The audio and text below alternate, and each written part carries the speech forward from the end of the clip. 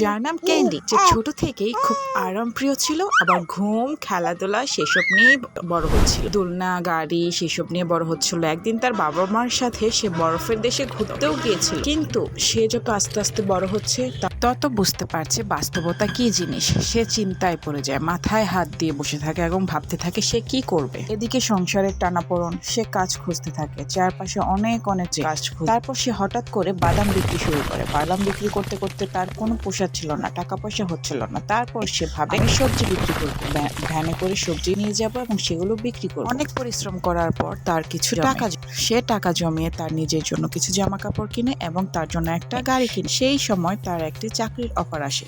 তখন সে রেডি হয়ে সেই গাড়ি নিয়ে সে চাকরির জন্য ইন্টারভিউ দিতে যায় এবং চাকরিটি হয়ে যায়। সে বাংলাদেশ সেনাবাহিনীতে চাকরি পায় এবং সেটা খুব ভালো পোস্ট। সবাই তাকে সম্মান করে, সবাই তাকে সেলুট জানায়। একদিন তার অনেক টাকা হয়, সে বাড়ি গাড়ি সবকিছুই করে। বন্ধুরা, তোমরা বলো পরিশ্রম কি সফলতার চাবিকাঠি? তাহলে সাবস্ক্রাইব করো।